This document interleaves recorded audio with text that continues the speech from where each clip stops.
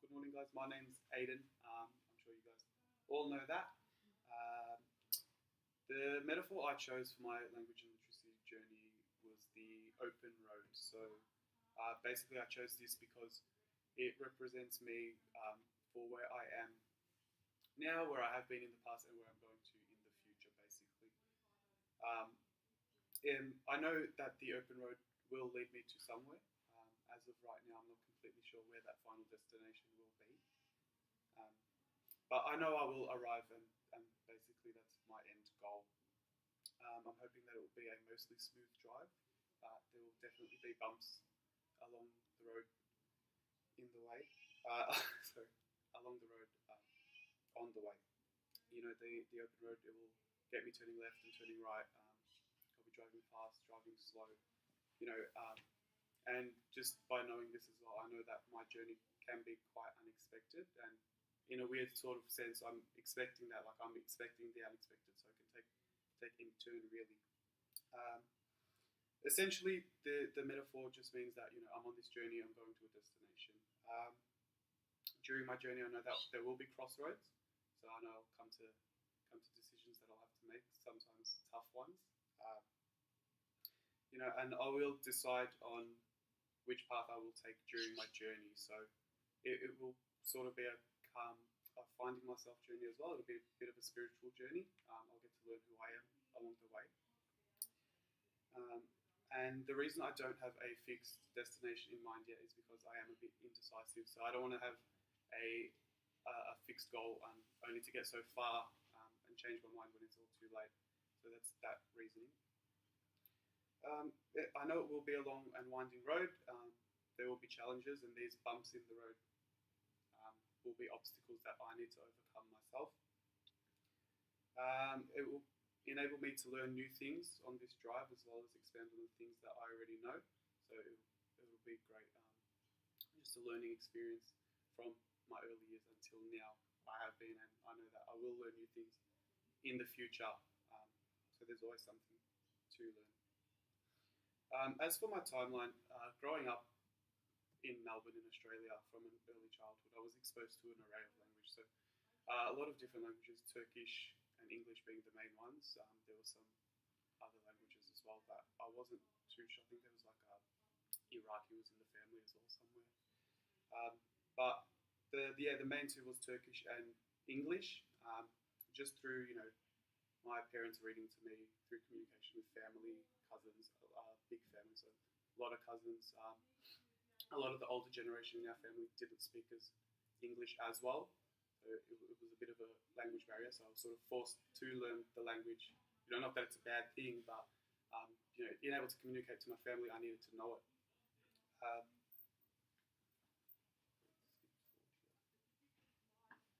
Um, so yeah, that growing up in that early childhood, I developed the simultaneous bilingualism. So I had both going at the same time. Um, into When I transitioned into primary school, because I didn't actually go to kindergarten, I was skipped forward ahead. English became my predominant language just because Turkish wasn't as practiced as it was as a younger child. So English became dominant. It was more practiced. The Turkish just got cut out basically, and that happened throughout my life. So even like up until now, I'm not as fluent as I was as a kid because it's just something I don't use as much. Especially like growing up in English schools, it was the main language I used. Um, in primary school, I was properly introduced to reading and writing, so that expanded my vocabulary and comprehension. I remember asking a lot of questions to peers, family, teachers, all that stuff that required in-depth, further answers. It was a bit, for my age back then, I think it was more expected for older students rather than someone at the age of 6 or 7. But that is a very vivid memory in my mind. From primary to secondary school, I figured that my English became extremely fluent. I was making fewer grammatical errors in both writing and speaking. Um, I was engaging in deeper conversations with people, so again with the family, with a lot of friends in school, teachers as well. We had a very close bond with all of our teachers, so we could actually engage in really good conversations with them. Excuse me. I question my own knowledge a lot and challenge myself to further learning. So just through reading and writing, research, all that sort of stuff. I began reading and writing for enjoyment as well as education. So I used to write just for the joys of writing back then. A lot of poetry, a lot of short stories, all that sort of stuff. And as well as that, like I used to ask for criticism and try to apply it where necessary. So I would show my work to people, and I try to apply it to my work to better it for the next time. At that stage, I was using literacy in different forms, even though back then I wasn't completely aware of it. But one of the main ones was colloquialism and slang within the schoolyard. So like in classrooms, I didn't notice it then, but looking back now, you can actually see that different schools have like their own sort of different language really, and everyone was communicating differently. Because when I compared to friends from other schools, they had no idea what we were talking about. We had no idea what they were talking about, sort of thing.